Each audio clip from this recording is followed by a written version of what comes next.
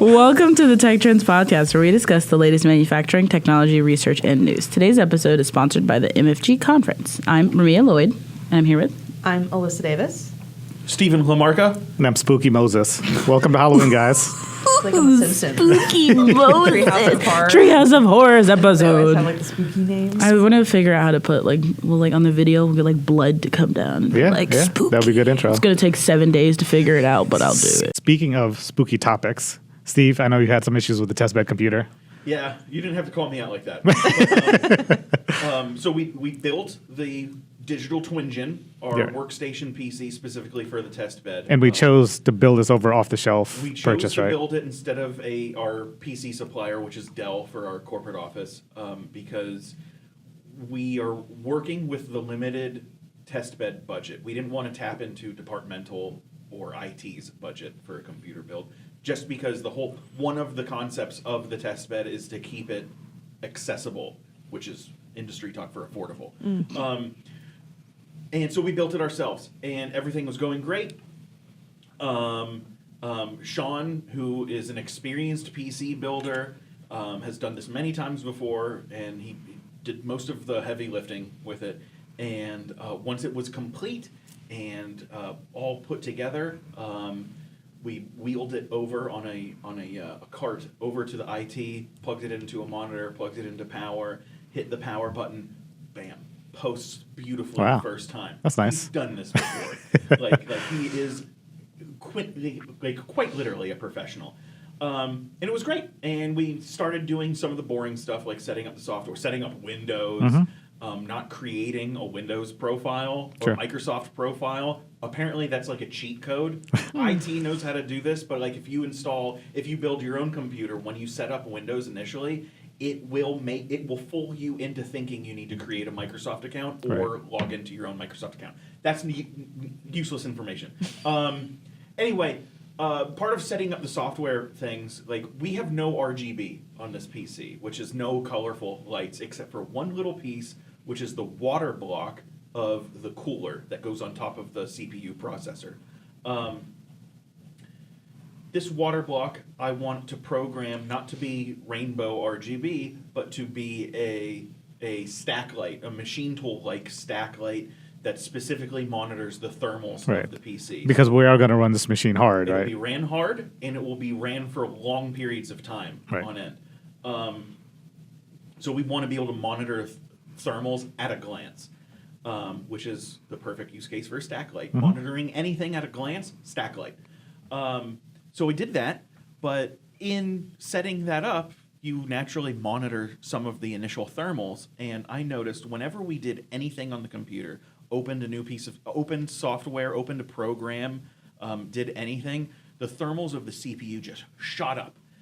Now, this is an AMD Ryzen processor. I'm not used to AMD processors. I'm used to Intel, and Intel thermals don't typically spike like that. They move slowly, and they move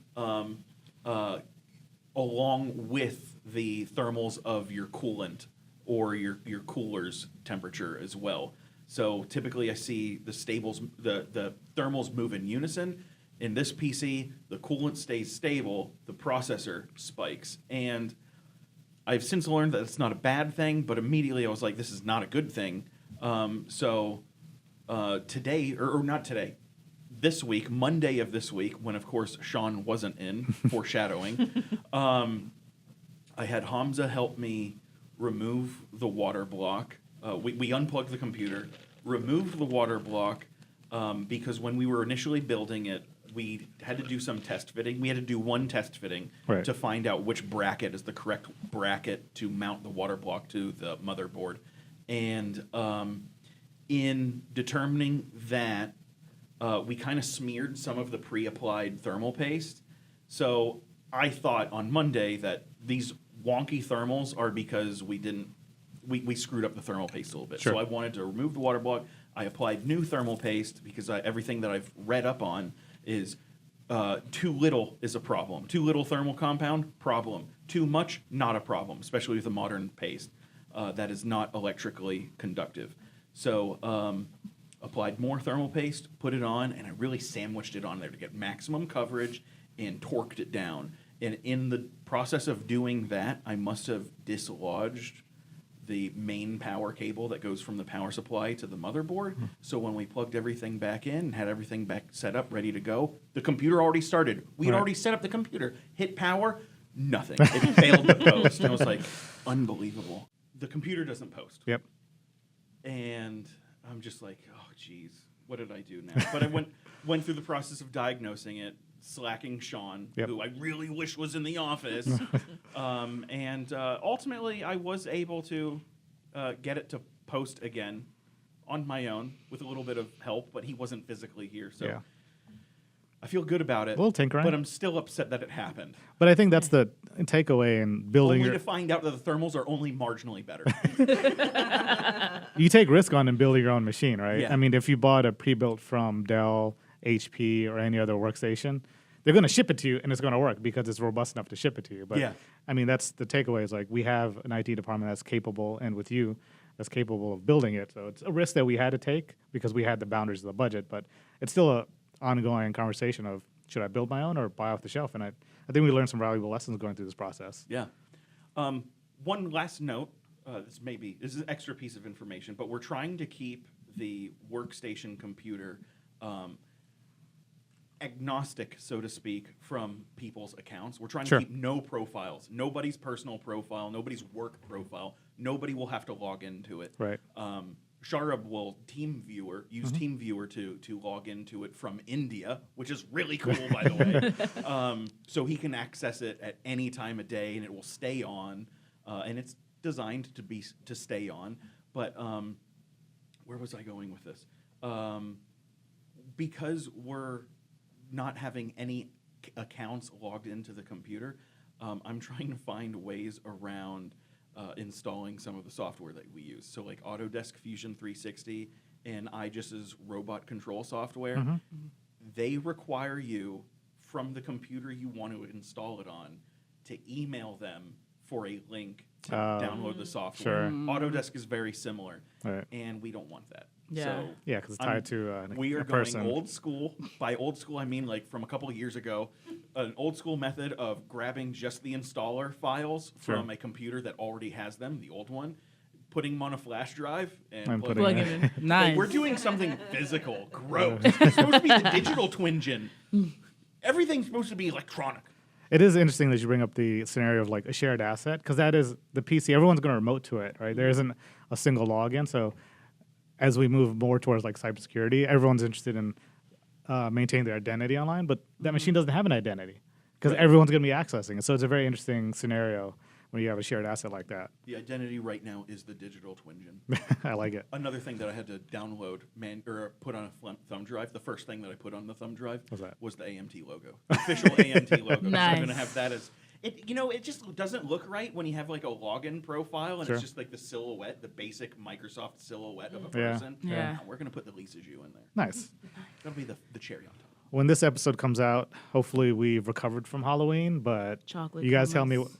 what's going on for Halloween. What you guys got going on? So, I live in an apartment complex. Yeah. And so, like, you have to, like, sign up ahead of time to be like, oh, like, if you want to hand out candy. And then, like, they give out the list to people who, like, have kids. And, Wow. like, these are the apartments that are giving out candy. That's very formal. Yeah, I did it last year. Like, I signed up and everything. Didn't get a single kid come by my house. No way. Nobody. That's And disappointing. it kind of makes me sad. And, like, my parents, now that, like, my parents are growing up, obviously, like, we didn't have a lot of money, but now my parents have a lot more money. So they get, like, the full-size candy bars. Sure. And so they were really excited when they first moved into their new neighborhood in Ashburn a few years ago, and they wanted to, like, hand out, like, these candy bars, and they got, like, maybe 2 trick-or-treaters. Oh, no. So there are more kids now, so they're Yeah. hoping to get more. They buy the full-size candy bars every year, so That's every year... That is the death of America, our leftovers candy at your house. Who else is going to eat it but you? You have all this leftover candy. Yeah. And you're like, I just got to consume this the next month before Christmas food where I Right. binge again. I'm putting And them in Thanksgiving. stockings. Put them in your stockings. Ooh. Oh, Put them That's a good in idea. your Christmas stockings. They'll Then you last. don't eat them. Smart. You don't have to think about it. They're already, just put them away with your Christmas gifts. They're already done. That's a good smart. Dog. Yeah, but I think there's definitely been a shift away from the traditional door-to-door trick-or-treating. call. Oh. as it should be. Because I think our community has something called a trunk or treat. Yeah, trunk Yes. or treat. Yes. This is new to me, and Yeah. I love this concept. Yeah, so people park their cars like in a parking lot, Yeah. and then kids walk around with their buckets, going car to car, and like trick or treating that way. Yeah. And part of me, like, yes, I get it. It's safe, and it's and it's so you can you don't have to go out on Halloween, right? Like you can do all this stuff ahead of time. But I don't know, like.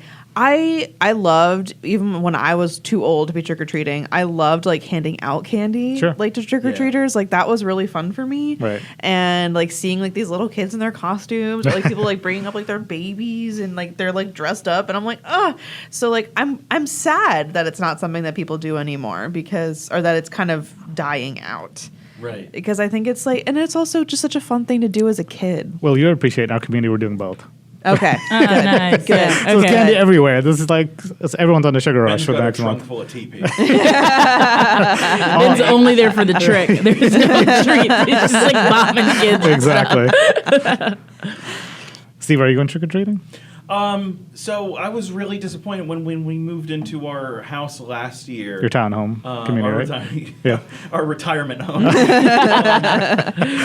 I was super pumped to because I've been renting for ever now, and I was upset when we moved into our last place that there was no trick or treaters going down the hall. Like somehow some of the units had set up we're ready for trick or treaters. Right. And I think they were probably depressed to find that no trick-or-treaters came by.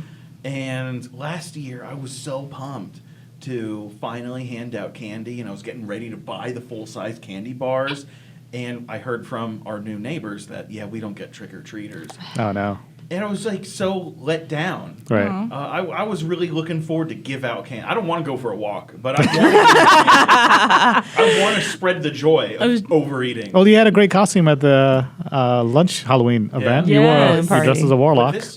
Wizard. This trunk or treat thing, this cars and chicanery, I'm really looking forward to. You're really proud of that. Yes. That's the title of the What's episode. the low-hanging fruit that I should have gone with, Ramia? I just feel like cars and candy was just right there. It was perfect. And It's okay. We can use that as the title of the episode. I don't know. And going back to like the safety thing, I don't know. I never went trick or treating like without my parents when I was a kid. Yeah, And then when I was a little bit older, like when I was like 12, 13, they had me go with my younger siblings, like I was never like by myself. Sure. Granted, should I have been taking children trick or treating when I was 11 or 12? Probably not.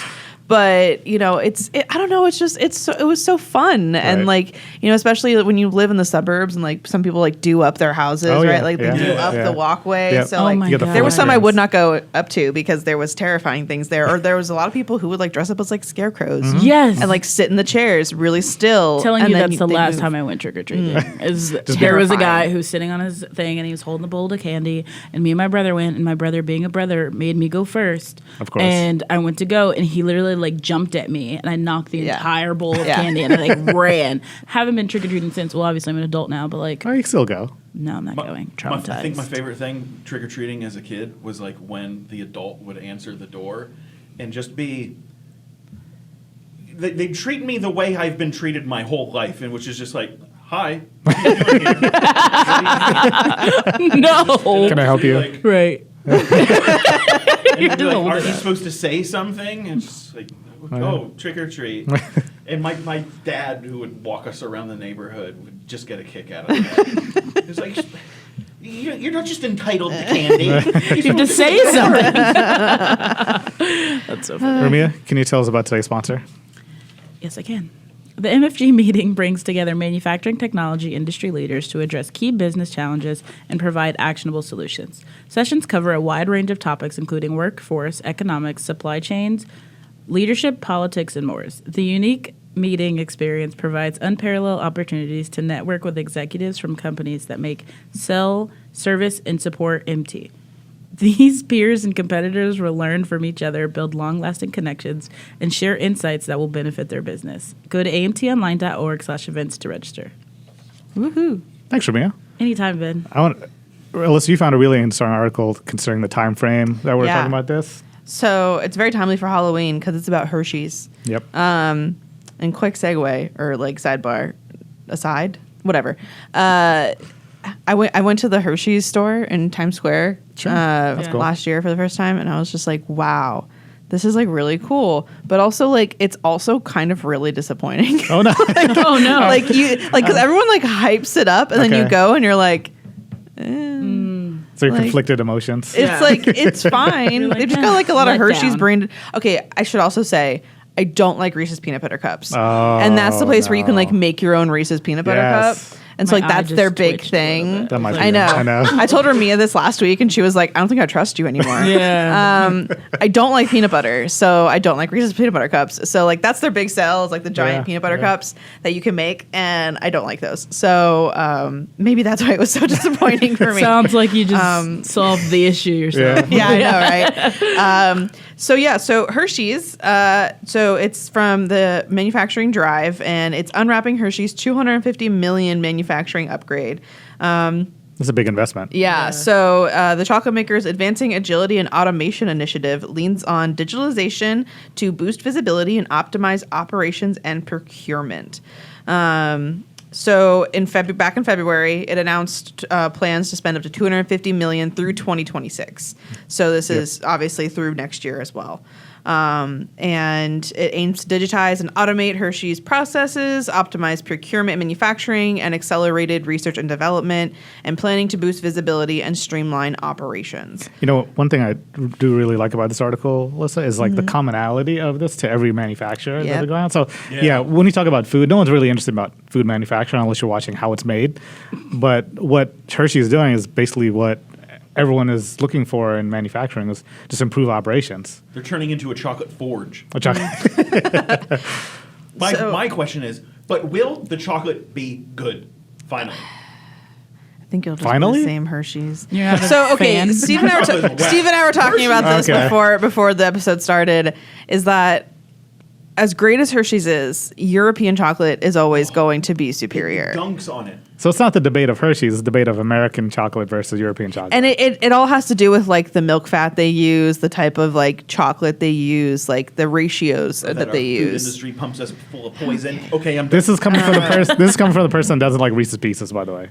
Okay, I don't like Reese's Pieces or Reese's Cups or anything I'm sorry, with peanut Reese's butter. Cups. Sorry. Reese's Cups and Reese's Pieces are two different things. My bad. I don't like Reese's Pieces love them either, all. but Oh. Reese's Oh. Cups are a go. I will say I did Anything with recently a candy try coating. peanut butter M&Ms on accident. I Ooh. didn't hate them. On accident. You thought they were So regular no, M&Ms? so coming back from MT Forecast, I got this bag and it was like peanut and like regular M&Ms, and I didn't realize there was also peanut butter M&Ms in it. Okay. So I okay. grabbed one thinking it was a peanut M&M. It was not. It was a peanut butter M&M. I didn't hate it. Oh, Okay. But I think it's all about like the proportion and the peanut butter. Because for me, the Reese's peanut butter is way too salty. Anyway, so understandable. Before Hershey's announced this initiative, they did make a $1 billion investment in its supply chain network, including a Wow. new chocolate facility, additional production lines, and upgrades to existing lines. Can you see the email around going out? Let's open another chocolate factory. Yeah, That's a random subject line. isn't more it? chocolate. More chocolate. chocolate. That's what we New need. factory. The person who banged out that email definitely had brown around their face. They were watching like Willy Wonka in the background. Yeah. And so one thing that the article kind of goes over is some of the numbers, some of the potential savings Yeah. that they're thinking about. So for the numbers there, so it's slated for completion 2026. They expect to save $300 million annually with 30% of the savings from supply chain productivity. Wow. So this year alone, in 2024, they expect to save $100 million, with $10 million coming from supply chain savings and the remainder of the SG&A. So they're getting a return on investment like immediately if Yeah. you look at over the lifespan of the Yeah. project. That's impressive. That's I really like the article a lot because it does talk about there is a need. I mean, Hershey's big, right? I think the perception is let Hershey just spend whatever money. They spent $1 billion on it. Yeah. Right? This But makes me feel better about Hershey's. Yeah. Like, clearly they don't invest in the chocolate. They invest in making it. Look, sometimes you just need a piece of Hershey's chocolate. You just need that not great American chocolate. Lindt chocolate? Like, the Swiss stuff? Okay, but you know the price comparison. Okay. Go to Aldi or Lidl and get their, like, non-brand German/Swiss chocolate that is less expensive, and it's just like, it's divine. And I'm sure that the Swiss and the Germans look at that chocolate and be like, this is the stuff that we line our gutters with. Not like But it's so Can you Steve, imagine gutters? lined speaking with of chocolate? divine, tell me about your favorite 3D printers. So actually, the article I was going to talk about was the IFR Robots Oh, I'm sorry. report. No, it's okay. That's okay. I do want to see 3D printed chocolate, though. We would have a cold plate instead of a hot plate. Okay, so I did look it up. There is a 3D printer. You can buy a Cocoa Press, which Oh. is a 3D printer that prints chocolate. You're We welcome. have to consider this for the test bed next year. I'm just saying if that's Ben and something Steve that are like, we're so we know interested what Or our Halloween. budget's going towards. Can we ump the Halloween budget next year? in. I'm just saying. Tell me it's about like- IFR and the robots. So the IFR recently released their 2024 World Robot Report. Real Yep. quick, what's IFR? International Federation of Robotics. Cool. Thank you, Thank Ben. you. I hope. I hope. And so the 2024 robot report reports that there is a new record of 4.28 million factory robots worldwide at use. Nice. Which is amazing because the full number is 4,281,585. Wow. Down to the significant figure before zero. So did they say robots? They specifically said robots. Okay. They didn't say it's a particular type of robot. The No, that's only fine. thing that they emphasized was factory robots. I think it is important because robots is a subset of automation. So we look at this full scale of automation. Back to what Hershey's doing, right? Robotic arms are important. Robots are important, but it does include conveyors. It does include material handling, piece of equipment. So the scale of automation parallels where the IFR is headed on the robots. And I think that's an important kind of differentiator in this conversation. Well, Elon Musk thinks that robots are going to outnumber humans by 2040. Oh, I'll see that in my And lifetime. you know what? And clearly he hasn't consulted the numbers because the only countries actually that have scaled up in robotics over the last year are China and South Korea. There may be another one there, but it's mostly China and South Korea. Everybody else, U.S., Germany, has stayed stable, while other countries have actually rolled back their use of robots. Also, if you get a one-to-one for robots and human, you're probably not automating correctly. You know what I Correct. mean? Yeah. Well, Elon Musk. Yeah. I I know. say And if Elon you Musk round probably off the thinks numbers, a lot of things. like it's still there's like 8 billion people in the world to 4 million robots. Yeah. There's 2,001. We still got them. We got We're 'em. okay. And he's We got implying that in 15 years we're going to be able to close that gap. Yeah. Exceed 15 that years, gap. Like, I mean, I think we'll get close, but I don't think But like I'm not Ben gonna said, say we're not exceed, yeah. automating correctly if it's a 1-for-1 exchange. Tell me more about IFR. What else you got? Oh, that was all I really had. Perfect. Those were the crispy deets. No, I appreciate that. BD. Because we are getting towards the end of the year and we're looking at automation getting into next year. We've got an AIM committee early next year going to be held at the A3 Business Forum, which is a fun time. But also we have our own event with SPS later on in the year at Atlanta. So coming off of IMTS and getting into a mid-year cycle, I'm very interested to see where automation's headed going into IMTS 26 because they demonstrated a ton of use cases at IMTS, and I think that's very beneficial. I think that is the key for adopting is giving our end users things they could just take home right away. They can say, this is what I want to do in my factory and visually see that. So I have to correct something. I misspoke earlier. So China is leading driving new installations, which is dominated by Asia currently. New installations by 70%. They're up 70% in Wow. new installations. Europe and the Americas follow, so we're lagging behind. I think the U.S. is third place in new installations. But I misspoke. South Korea and Japan have seen slight decreases. Gotcha. Interesting. Okay. Which I was not expecting That's- from South yeah, Korea. yeah. South Korea is an automation powerhouse. But Gotta see maybe what's they're driving that. streamlining what really does need to be automated and what doesn't. You're right. I didn't account for optimization. yeah, the article I've got touched on 3D printing, which we'll end today's conversation on, is from the DuPont registry. This hits on a couple of things a few of us are interested in, but McLaren is leveraging divergent technologies for some of the components. So divergent is either the parent company or a subset of Singer, Yeah. the supercar company. And their approach was to use advanced manufacturing techniques to push the boundaries of their vehicle. Mostly generative design and 3D printing, metal 3D printing. Which we saw at IMTS. The Hexagon booth demonstrated the Singer car, and they had all the doors open, all the panels open, and you can see the organic nature of their body. It looked like a piece of nature. Yep. It looked like somebody found it in the forest. And McLaren is releasing their newest hypercar, the W1, which is a fantastic looking car. Yeah. I've always enjoyed McLaren styling. It's very curved, very organic looking.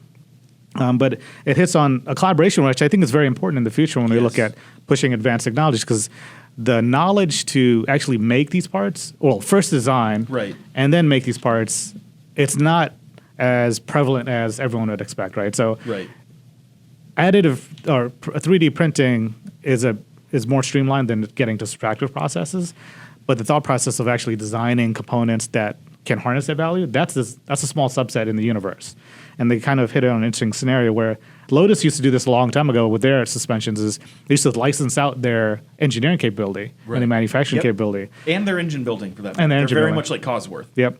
So McLaren did a collaboration with Divergent on their W1. So Divergent designed their suspension system to increase stiffness and durability, which includes a bunch of components like the upper wishbone, the lower wishbone, and like the front upright. So all 3D printing. So I do really like the propagation of this process, but it definitely emphasized the need for designing for harnessing's value. Yeah.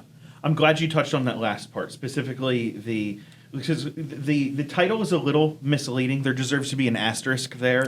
Divergent, while they are optimizing the suspension, they're not providing to say that they are providing the suspension components is the misleading part that I have a problem with.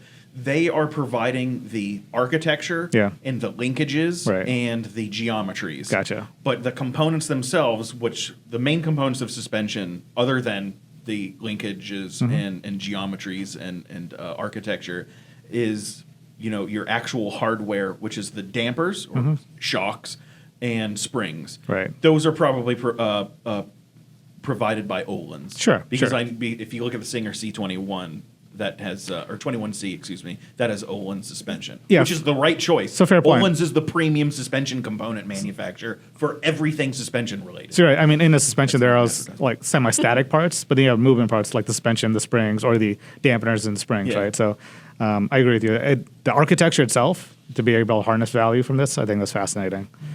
So, and I love hypercars. Öhlins was bought by Brembo recently, by the way. Oh, that's some drama. Yeah. And no, it's cool. Premium components, deserve to own other premium components. The best brakes, it makes sense for the best brake manufacturer on the market, motorcycles and cars, to also own the best suspension manufacturer on the market for motorcycles and cars. Sure. Thanks, Steve. Where can they find us? amtonline.org/resources. Like, share, subscribe. Bing bong. Trick or treat. Trick or treat.